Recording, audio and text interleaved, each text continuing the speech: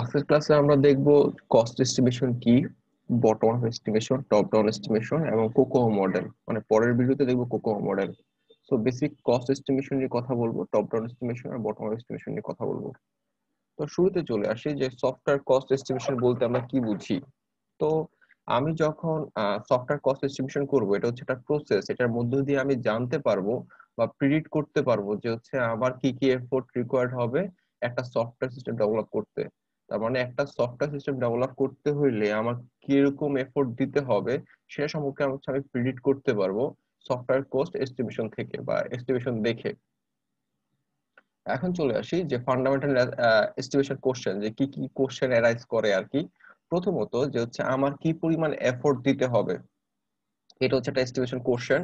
একটা activity develop করতে হলে আমার কি পরিমাণ এফোর্ট দিতে হবে।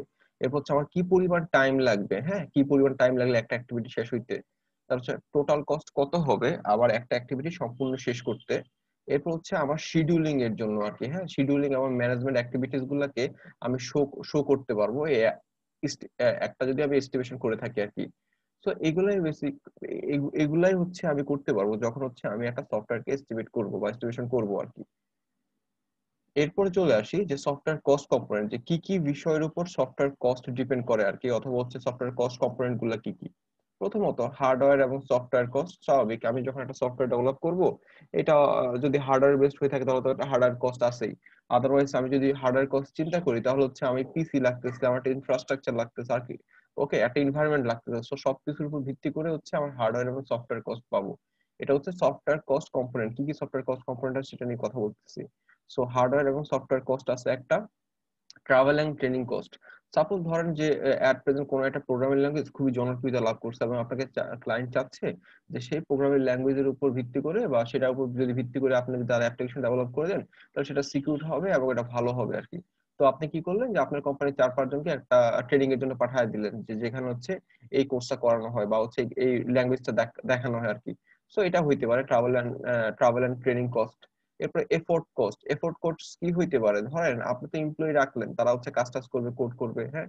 তো এই যে তাদের স্যালারি একটা ব্যাপার স্যাপার আছে, তারপর ইন্স্যুরেন্স কস্ট ব্যাপার স্যাপার আছে। সো এগুলো হচ্ছে আপনার এফোর্ট কস্ট। সো এগুলোও সফটওয়্যার কস্ট কম্পোনেন্ট। এছাড়াও কি হইতে পারে যে হচ্ছে building cost, cost of building, heating and lighting. অবশ্যই আপনার হচ্ছে বিল্ডিং এর ভাড়া দিতে হবে যদি নিজস্ব বিল্ডিং না থাকে। এরপর হিটিং এর কস্ট আছে, লাইটিং এর কস্ট আছে।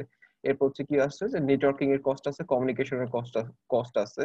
তাছাড়াও আছে যে হচ্ছে shared facility, suppose library, staff, restaurant. So এগুলো হচ্ছে সফটওয়্যার কস্ট কম্পোনেন্টস এর এক্সাম্পল। এগুলো আমরা সব মাথায় রাখবো, ভাইবার জন্য ইম্পর্টেন্ট। এরপরে চলে আসি যে হচ্ছে আমাদের সফটওয়্যার প্রাইসিং ফ্যাক্টর, যে কি কি বিষয়ের উপর প্রাইসিং ডিপেন্ড করে আর কি। তো প্রথমে চলে আসে মার্কেট অপরচুনিটি। মার্কেট অপরচুনিটিটা খুবই ইজি একটা জিনিস। সাপোজ ধরেন আপনি নতুন একটা প্রোডাক্ট নিয়ে আসলেন, হ্যাঁ, একটা প্রোডাক্ট নিয়ে আসলেন। এখন এই প্রোডাক্টটার দাম যদি মার্কেটে অলরেডি আছে, একই রকম একটা প্রোডাক্ট, তার চেয়ে যদি বেশি হয় তাহলে তো অবশ্যই আপনার মানে ইউজার কিনবে না, নিবে না। সো দ্যাটস ওয়াই আপনার কি করতে হবে, আপনার হচ্ছে ওই যে কমের মধ্যে, মার্কেটে যে প্রাইস আছে তার চেয়ে কমের মধ্যে আপনি প্রোডাক্টটা মার্কেটে ছেড়ে দিলেন। এরপরে যখন জনপ্রিয়তা পাবে আপনার প্রোডাক্টটা, এরপরে আস্তে আস্তে আপনার প্রাইস বাড়াইলেন। সো এটা হচ্ছে আপনার মার্কেট অপরচুনিটি ক্রিয়েট করা। এরপর হচ্ছে কি বলছে, কস্ট এস্টিমেট আনসার্টেনিটি। সাপোজ আপনি জানেন না যে কস্ট কেমন হবে না হবে, আপনি একটা ধরে বাড়াচ্ছেন। পরে যখন আপনি মার্কেটে যাবেন পরে দেখবেন যে না, আপনার এর মধ্যে পোষাবে না। পরে আপনার কস্ট বাড়াইতে বাড়াইতে এমন একটাই হবে যেটা হচ্ছে আপনার নর্মাল যে প্রফিট করবেন তার চেয়ে অনেক বেশি হয়ে যাবে। সো একটা হচ্ছে আপনার আনসার্টেনিটি ক্রিয়েট হবে আর কি। সো যেটা অবশ্যই আপনার বিজনেসটাকে বা হচ্ছে অ্যাপ্লিকেশন ডেভেলপমেন্টটাকে বা হচ্ছে আপনার কোম্পানিটাকে সচল রাখতে একটা প্রভাব ফেলবে আর কি। তো এটা হচ্ছে আরেকটা জিনিস। এরপর হচ্ছে কন্ট্রাকচুয়াল টার্মস, দ্যাটস গুড। হ্যাঁ, আমি মাঝে মাঝে কিছু সফটওয়্যার ফার্ম দেখি যে তারা হচ্ছে একটা অ্যাপ্লিকেশন ডেভেলপ করে ভালো করে, পরে সেম টাইপস অফ অ্যাপ্লিকেশন গুলো বাকিদের হচ্ছে প্রোভাইড করে, জাস্ট কিছু মডিফাই করে টোরে আর কি। সো এখন আপনি আপনার ক্লায়েন্টের সাথে এমন ভাবে চুক্তিবদ্ধ হবেন যেন হচ্ছে পরবর্তীতে আপনি যে তার প্রজেক্টটা হচ্ছে চেঞ্জ চেঞ্জ করে বিক্রি করতেছেন যেন এটা কোনো মানে নেগেটিভ ইম্প্যাক্ট ক্রিয়েট না করে, যেন সে কোনো ক্লেম করতে না পারে সেটাই। আর আপনি যদি আপনার ক্লায়েন্টকে কোড দিয়ে দেন তখন হচ্ছে সেই ক্ষেত্রে আপনার হচ্ছে চার্জটা কিছুটা কম হবে আর কি, হ্যাঁ, চার্জটা কিছুটা কম হবে আর কি। তো এগুলো হচ্ছে আপনার কন্ট্রাকচুয়াল টার্মস। এরপর রিকোয়ারমেন্ট ভলাটিলিটি। সো রিকোয়ারমেন্ট ভলাটিলিটির মধ্যে আমরা ওইটাই বলতে পারি। তো একটু আগে মনে হয় বলছিলাম যে হচ্ছে কি, যে আমি যখন একটা প্রোডাক্ট নিয়ে আসবো মার্কেটের মধ্যে, সেটার প্রাইস যদি বেশি হয় তাহলে অবশ্যই আমি শুরুর দিকে ক্লায়েন্ট পাবো না। তো এর জন্য আমার কি করতে হবে, প্রাইসটাকে কমাইতে হবে এরপর হচ্ছে মার্কেটে যখন সেটা পপুলারিটি গেইন করবে, তখনই আস্তে আস্তে আমি প্রাইসটাকে হচ্ছে কি করবো, যে হচ্ছে আবার অ্যাডজাস্ট করে বাড়ায় দিব আর কি। সো এটা হচ্ছে রিকোয়ারমেন্টস ভুলাবিলিটি, আমি কাস্টমার রিকোয়ারমেন্টস দেখেই এই কাজটা করব আর কি। ফাইনালি আসতেছে হচ্ছে ফিনান্সিয়াল হেলথ। এখন ফিনান্সিয়াল হেলথ কোনটা?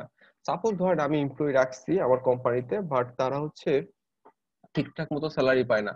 এখন তারা যদি বাসার চিন্তায় নিয়েই যদি অফিস করতে আসে বা কোড করতে হয়, তাহলে সে অবশ্যই ভালো কিছু আমাকে প্রোডাক্ট তৈরি করে দিবে না আর কি। তো এর জন্য যারা হচ্ছে এমপ্লয়ি থাকবে তাদের হচ্ছে ফিনান্সিয়াল হেলথটা অবশ্যই হচ্ছে আমার দেখতে হবে আর কি। সো এগুলাই বেসিক্যালি সফটওয়্যার প্রাইসিং ফ্যাক্টর, যেগুলো আমাদের মাথায় রাখতে হবে। এরপরে চলে আসি যে আমরা দুই ধরনের এস্টিমেশন পাবো, একটা হচ্ছে টপ ডাউন এস্টিমেশন আর একটা হচ্ছে বটম আপ এস্টিমেশন।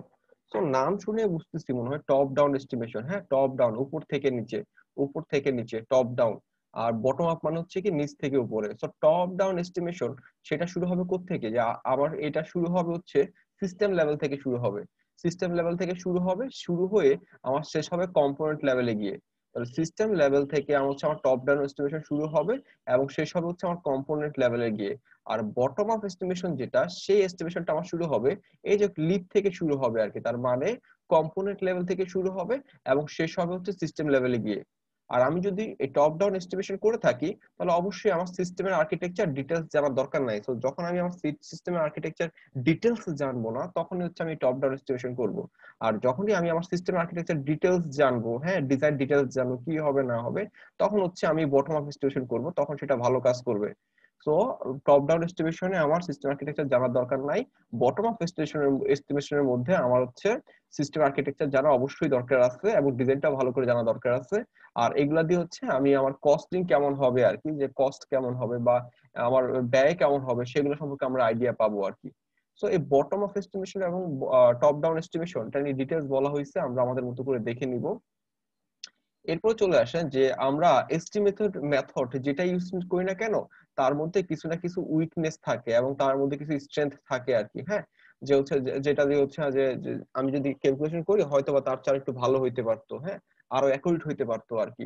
তো আমরা এর জন্য এস্টিমেশনটা কি করে থাকি, যে কতগুলো মেথডের উপর ডিপেন্ড করে করে থাকি, এরপর কম্বাইন করে আমরা একটা সলিউশন দেই, না হ্যাঁ এরকম হওয়া দরকার ছিল, এরকম হয়ে এরকম হবে আর কি। হ্যাঁ, তারপর হচ্ছে অবশ্যই আমি যদি ডিফারেন্ট ডিফারেন্ট মডেল ইউজ করি, তাহলে দেখবো যে হচ্ছে একটু ভেরিয়েশন আসতেছে রেজাল্টের মধ্যে। তো সবগুলোকে কম্বাইন করে হচ্ছে আমি আমার ফাইনাল রেজাল্টটা দিব আর কি। আহ, এটাই হচ্ছে আমার মেইন কথা। তো এর জন্য হচ্ছে আমি হচ্ছে আমার অপটিমাল এস্টিমেশন মেথডটা খুঁজে বের করে হচ্ছে আমার জন্য চ্যালেঞ্জ। এরপরে চলে আসি যে এস্টিমেশন অ্যাকুরেসি। সো এস্টিমেশনের অ্যাকুরেসি বেসিক্যালি আমি যদি বের করতে চাই, তাহলে হচ্ছে সফট একটা the size of software system can be only be known accurate when it is finished. আমরা একটা সফটওয়্যারের সাইজ তখনই ভালো মতো জানবো যখন সেটা পুরোপুরি শেষ হয়ে যাবে। তো এখন ফাইল সাইজ কি কি কিসের উপর ডিপেন্ড করে? প্রথমত হচ্ছে আমার ইউজার কস্টের উপর ডিপেন্ড করে, কম্পোনেন্টস এর উপর ভিত্তি করে, প্রোগ্রামিং ল্যাঙ্গুয়েজের উপর ডিপেন্ড করে, তারপর ডিস্ট্রিবিউশন অফ সিস্টেমের উপর ডিপেন্ড করে। তো যখন একটা প্রসেস অনগোয়িং থাকবে বা একটা সিস্টেম অনগোয়িং থাকবে, তখনই হচ্ছে আমরা তার মানে বলতে পারবো যে তার ফাইল সাইজ কেমন হইতে পারে, কি হইতে না হইতে পারে। তখনই সেটা হচ্ছে আমি অ্যাকুরেটলি হচ্ছে কি করতে পারবো, জানাইতে পারবো বা বলতে পারবো আর কি। আচ্ছা, কোকো মডেল এটা হচ্ছে আমরা একটু পরে দেখতেছি। তো আজকে আমরা কি দেখলাম, এখন কি দেখলাম যে হচ্ছে কস্ট এস্টিমেশন কি, bottom up estimation, top down estimation কি, প্রাইসিং ফ্যাক্টর গুলা কি, এগুলো সম্পর্কে আমাদের বেসিক আইডিয়া নেওয়া হয়েছে। তো একটু পরের ভিডিওতে আমরা দেখবো হচ্ছে কস্ট এস্টিমেশন কি, কোকোমো মডেল সম্পর্কে আমরা জানবো আর কি, কনস্ট্রাকটিভ কস্ট মডেল সম্পর্কে জানবো আর কি।